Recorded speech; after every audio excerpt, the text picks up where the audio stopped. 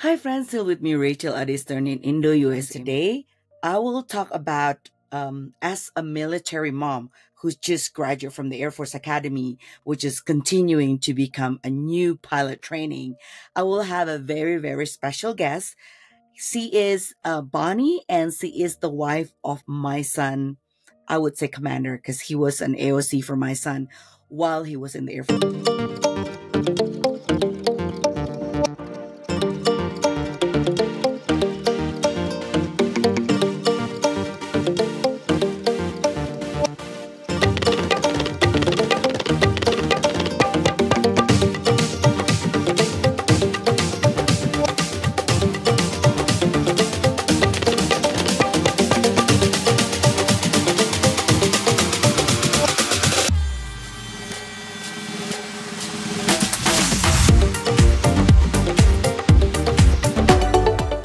Hi, Bonnie. Hi, Thank you Rachel. for joining me. I want you to introduce yourself, Okay.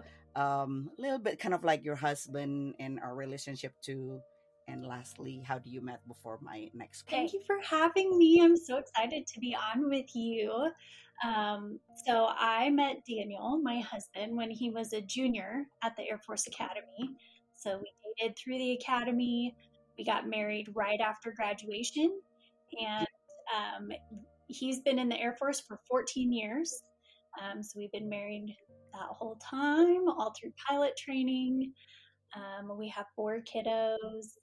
And the job that Daniel, he's a pilot, but the job that he currently just did with Jay at the Air Force Academy, the AOC is, he always tells people it's kind of like a glorified den mom, where he helped with discipline, but he also helped with kind of mentoring them and giving them advice for future careers, things like that. And so he was basically a commander over 100 plus cadets. Yes, he's there for counseling. He's there a lot of discipline. He was in charge of, keeping people in line. And when they'd step out of line, he would have to deal with that mostly. But basically, they would come to him. He was their commander. So it was like the first um, kind of experience they have in the Air Force of having a commander or having a boss that helps them, but also a lot of counseling. You are such a great role model Uh, to support your husband in term of his job because they love you and you support them.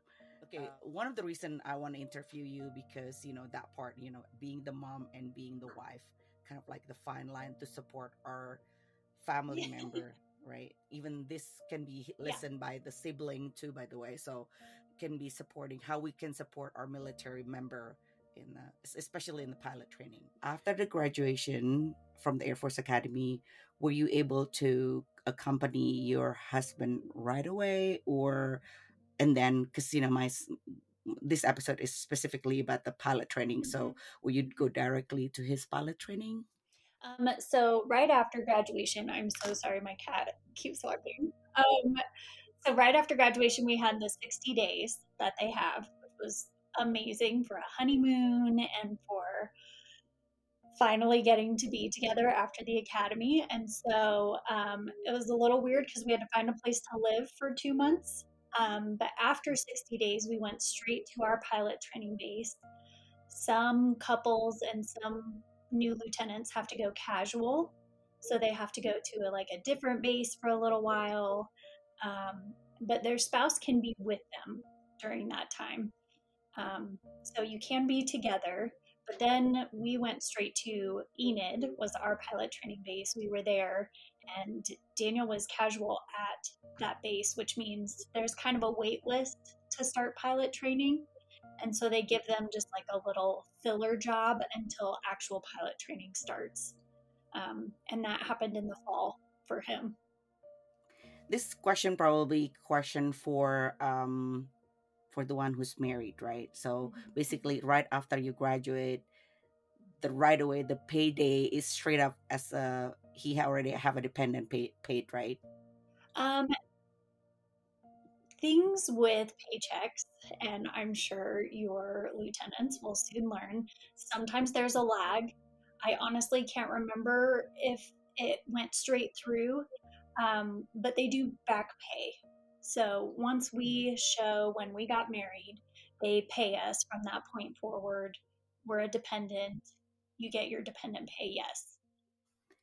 Okay, because that's one of the question. Well, that's one of like point that I want to share to other mom or wife. Because I have a colonel friend, and she said, all of my life for 30 years in the military, sometime I do have to do out of pocket, Yes, right? yes. The housing allowance that they give you across the board, people will say it's never enough. It's just supposed to help with housing finances, but it will never be enough to cover your house and your utilities. We've made it work a couple times and found a cheap house, but for the most part, it's not ever going to be enough. It's a pretty low amount for covering all of it that you'll need. Okay, so basically, married or non-married, you have to be able to flexible. This is why I also suggest this to Jayfer about debating whether roommate or non-roommate, right? Yep, there's pros and cons to both. They need a concentration in study, right, Bonnie? Right. They did. That's one of the most important parts of pilot training is there is so much studying. And it's not like a test that you've taken before in college where if you fail, man, you get a bad grade. This is like your future and the rest of your life kind of a test. So if you don't study well, you don't do well, you can fail out of pilot training and that's it. It's a lot of stress.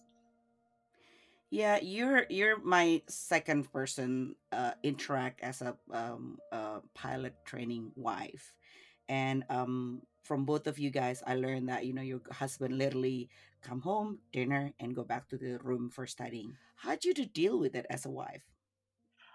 It was very hard. I will not sugarcoat it. It was hard. Um, One thing that helped was Daniel prepared me. So, dating through the Air Force Academy and the long hours that that took, and him not being available all the time prepared me for this next phase of him not being available and knowing he would have to study. One thing that I appreciate about Daniel, and this isn't every couple I've seen in pilot training, but Daniel is this way and has been through our career, is we are a team. You kind of mentioned it before. We say we are in the Air Force a lot, even though it's just Daniel in the Air Force. We're a team. And so Daniel would come home and he would try to tell me about his day, not too much stress, not too much stuff I didn't want to know, but enough that I could walk the journey with him. Or he would say, I have to study tonight, but it's this bold face. Can you quiz me? Just ask me these words. And then I would quiz him. So I could be kind of a part of it. And we could have time together. And we just tried to be a team, but it is a hard balance to try to figure out how to do that because they're wiped out at the end of the day. They're exhausted, and the last thing they want to do is have long conversations or um, sit and feel like they have to pour out more. Um, Something that also helped me was having my own. There was a lot of brand new wives in pilot training, and we would get together and we would walk around the base. We would walk dogs or babies in strollers. We had our group. Um, Bible study, we would go to coffees. So I had my own little group and we would all support each other and talk about our pilots and how frustrated we were with the new phase of training or, um, what was going on. So that was important too. So I would say communication is always really important and trying to figure out the balance that you need to have with either your son or your spouse, your pilot, and finding your own community.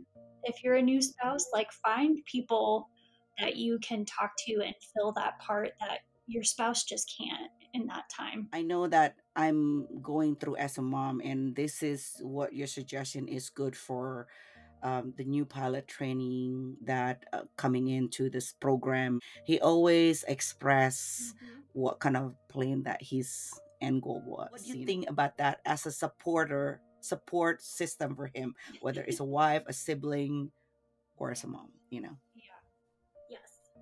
Okay, so Daniel definitely, from the get go, expressed what he wanted to do before we even started dating. And I met him, and he introduced himself, told me he was a cadet at the Air Force Academy, and he said, "I want to be a fighter pilot someday," which I kind of scoffed and thought, you know, who doesn't? I just thought he was saying it because that's a cool job. But Daniel's dad also flew F-15s, and so just from an early age, Daniel really wanted to fly fighters. And as I got to know him and understand him, and I knew he already had a pilot's license, and we started to go on that journey, I started to understand I'm probably marrying somebody who's going to do his best to be a fighter pilot. So I better be on board to be the wife of that person. Um, so he definitely expressed it. But to answer in training, if he doubts himself or maybe starts to change his mind when to push and when to, you know, hold off, I would say, um, as a spouse or as a mom, sometimes you can tell when your lieutenant is just lacking confidence, maybe, and they need a boost. I would say cheerleading, encouragement is some of the biggest things you can do for your new pilot because it is stressful, it is hard, and they get in that bubble where they're surrounded by instructors expecting them to do better and better and better. And they go, I don't know if I'm up for this challenge. I don't know if I'm meant for this. And encouragement can go a long way. So reminding Jay that people have already spoken to his life of we see this for you is a great reminder. And I definitely would say encourage your student. But at the same time, you know, when we went through pilot training, there were guys and girls who would deal with air sickness. When they would get up in the jet, they just couldn't fly without throwing up. Air sickness was a really big deal. And some people could overcome it and some people couldn't. And they had to realize fighters aren't for me. I need to go the heavy route. And that's totally fine. You know, it's just in the phase that that's why they have all these different steps and phases of training. So you can figure that out. And I would say still encourage your student, obviously, and say, it's okay. You tried. Like, this is clearly not the path that was meant for you. You tried to go fighters, but it's kind of maybe not fitting how you thought it would fit. And heavies is still going to be an incredible life, an incredible journey, an incredible job. So I would say it's just you take it a step at a time and try to understand if your student just needs encouragement or if maybe this wasn't what was meant for them. And maybe even being a pilot wasn't. We knew a lot of people who failed out of pilot training and they went and did another job and it was what they were meant to do. So you'll see all of those things. Bonnie is always the best military mom for Jay too. I always send a text to encourage Jay, even though Daniel is no longer his COC, you know. So thank you for that, Bonnie. Yeah. We super love our people. Yeah, we love the cadets. We kind of like mentioned about the housing itself early. I mean, so I'm just gonna say it for the listener anyway. So we go drive, knowing that we might get a dorm. We might, because he does not really want to live outside. But outside the base is also an option. But he preferred to be in base for the sake of his car because he has a charging car. But still, we don't know whether we're gonna get the dorm or not. So after that 10 days, I think the third days, he went to the housing and then he put his name on waiting list on a dorm. And mind you, that people that before his class is still live in the dorm, so they, you know, of course, the dorm is full. Kind of. Sometimes they are really full and there's no houses and you just have to live off base. Yeah. So now my son can said, you know, the good thing and the bad part thing about the living on base. The only bad thing that he said that I cannot call Uber Eat. That's what he said. Yeah. But the good part is there is the commissaries that he can just walk in the groceries and come back in, so. And also the note for the mom, since we're not dependent of our son anymore, I was actually able to have my 1 month pass to live in on base. But maybe in term of the you as a wife at that time, how did you feel? How did you support? And how did your experience yourself? Um, it's definitely hearing you talk about it. It's so funny.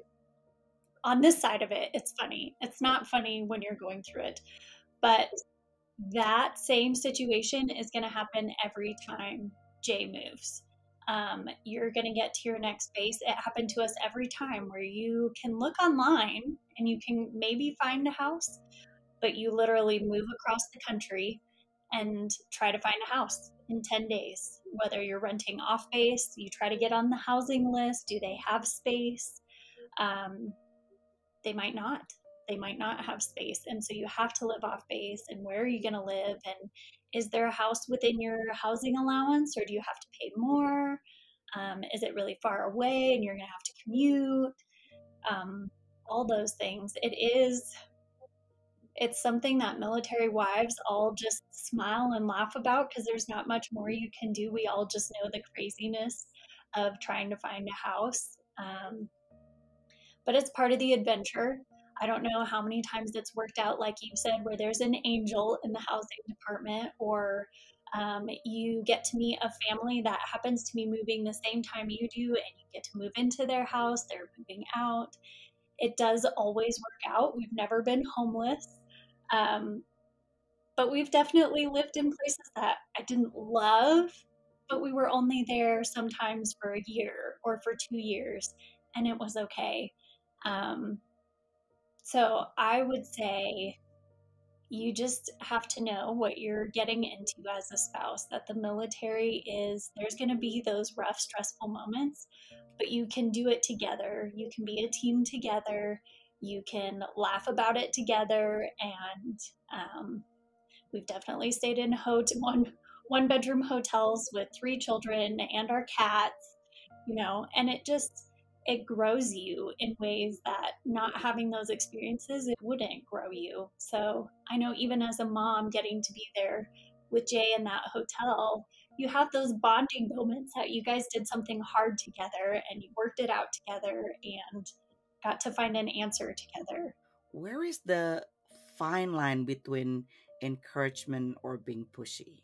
Like, can you suggest me on that one?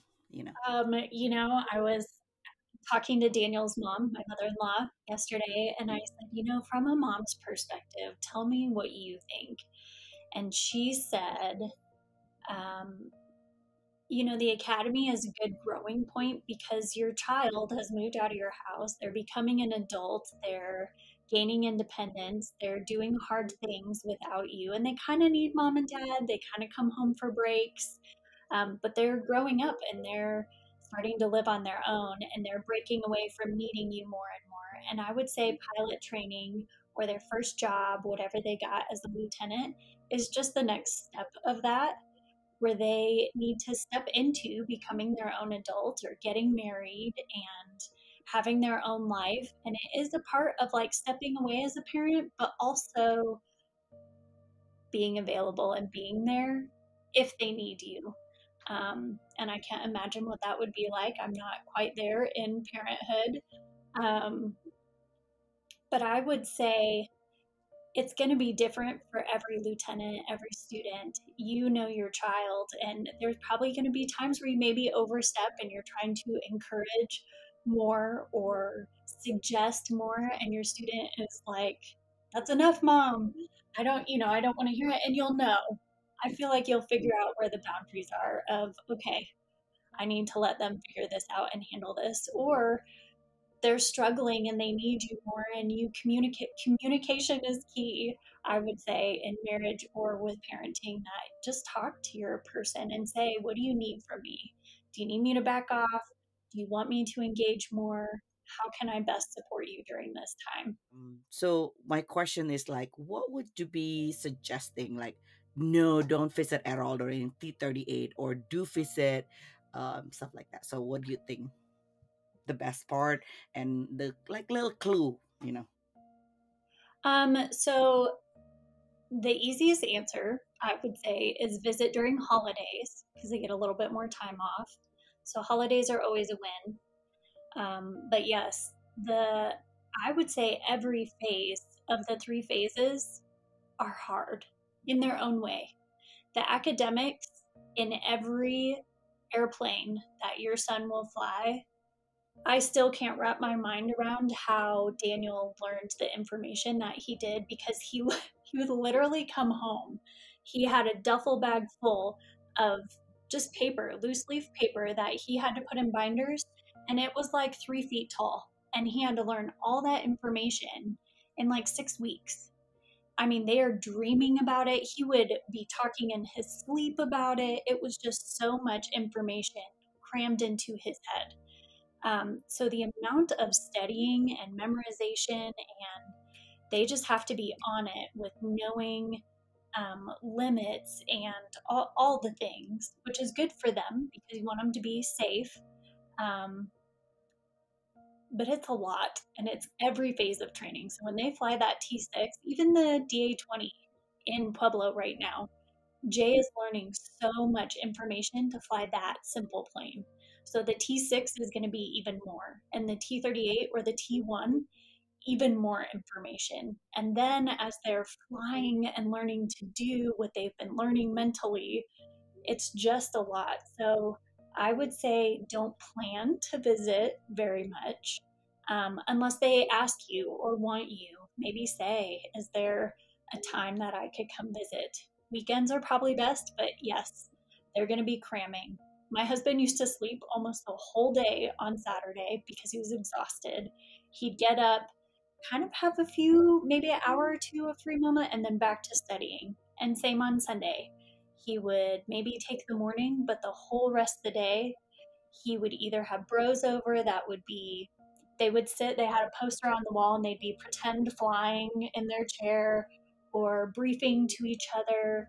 Um, a lot of studying, a lot of practice. So, visiting, I would say don't expect to visit a lot and just try to plan for a holiday when you can visit. Okay. So this is my last question. Should be the fun part. So could you share me the joy of being a pilot wife, both then, today, and additionally, what are you looking forward as the future, like being you and Daniel? I would probably say the future after he's done with the fighter pilot. So share me that. What to make you joy and happy as that, you know? Yes. For me, the answer that came right away, the simple answer is I have a front row seat. That has been my joy. It has been my joy to watch Daniel go through every phase of pilot training and to be the one that he chose to take with him on this journey.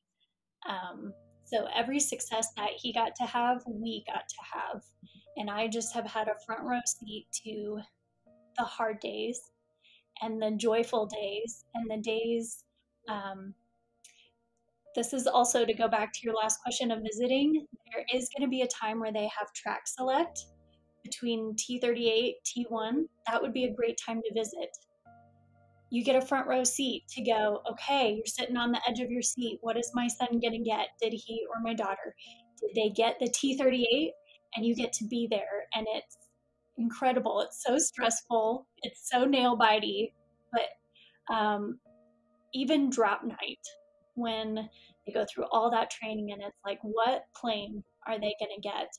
That night, sitting there and seeing Daniel's name come up, and is he going to get a fighter? He's been working so hard. He ended up getting the only fighter in his class of 30 people. And I got to be there on that night and watch him, after being a child wanting to fly a fighter, I got to be there and watch him achieve his dream. So a lot of hard days, but the rewards are really high. and getting to have the front row seat to your child's life, and be there with them and celebrate with them, and see how hard they work for something and where they end up, greatest joy. Wow. My heart full of joy by just listening to you. Well, Bonnie, thank you so much for spending time with me. And I hope this information does give other parents, wife, or sibling of our fighter pilot jet, for fighter pilot. And thank you so much. And God bless you. Thank you for having me.